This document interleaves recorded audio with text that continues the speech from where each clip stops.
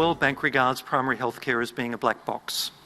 A black box where you can see what's coming in, you can see what's coming out, you have no idea what's happening inside it.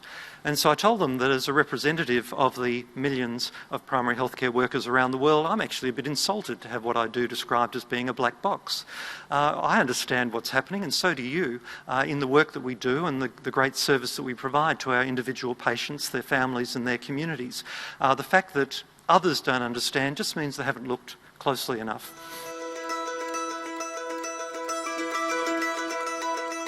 One of the things that we've been hearing is that primary healthcare can be described as a black box.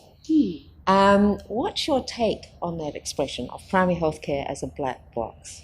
I heard that yesterday for the first time, and I was fascinated, and I thought about it a lot afterwards. I've never heard it described as that, but I actually think it's an interesting concept. And yesterday it was being described as the black box, I guess, from the point of view that nobody understands what's going on in there, nobody understands who's in there, nobody understands what the connections are. And I think there's a level of accuracy around that. But wouldn't it be neat if we actually embraced that whole kind of idea of the black box of primary healthcare, and we actually made that the game controller for the person in community so that they actually get to navigate their way through their epic health journey. Primary healthcare is more like a mosaic, and it has different components, and some components are pretty core. But you know, primary healthcare and how it's funded and how it's available actually varies from place to place and system to system, and I think that's part of the confusion. I see primary health care as where the first level or the first port of call that health consumers have with the health system. And I mean, it covers so much, you know, from prevention, health promotion, and of course the interaction with the GP and the other health professionals that one comes in contact with.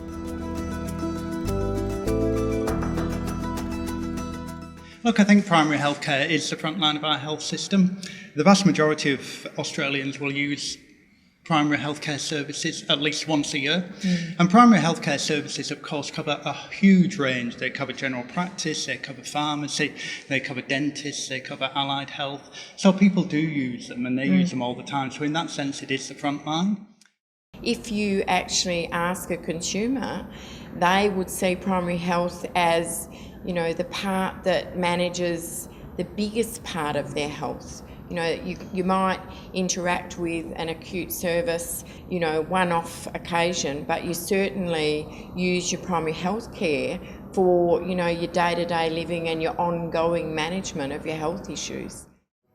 The cost of them coming to us, you know, is so cost effective. The best value health service is in primary care.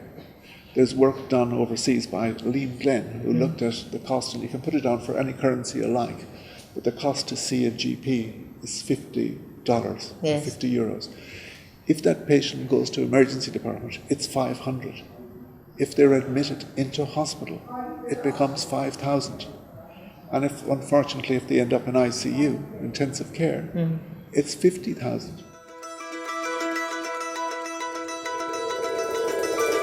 What our role to do is to advise government and really to take a whole of systems perspective. So not look at a single area, not just look at hospitals, not just look at primary care, not just look at community, but to cover the whole area and consider issues around financial sustainability, how to improve health outcomes, and how to do that over the short, medium, long term.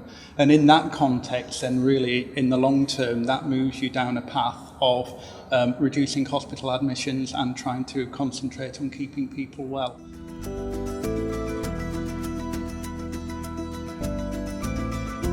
The task for PHNs is to make sure that people in the community are able to actually understand their own health, understand the health system, navigate the pathways, and be able to connect with healthcare providers in a meaningful way. The research is constantly evolving, and it's, you know, there is already a huge groundswell of research, and our role is to make sure that we connect that in as well, so that the research is around the researchers and the population health planning people, information people, mapping what's out there, and that's the needs assessments and the chronic disease spread and the population health databases that are out there for each of our regional communities or each of our regions. Here it is, here's what's out there. We then need to know where the gaps are, and they can help us with that as well. And then we find the innovative solutions that will assist in actually closing those gaps and connecting people better into the system so that they can get the healthcare services they need when they need them and where they need them. The truth of the matter is, if we actually want to keep people well and we want to keep improve people's quality of life, then actually we need to be keeping people out of hospitals. So hence the importance of primary healthcare as the front line. Absolutely, as the front line, and preventing people getting into hospital, putting more investment in community-based services, putting more investment into those primary care areas that actually keep people well and not treating the illness.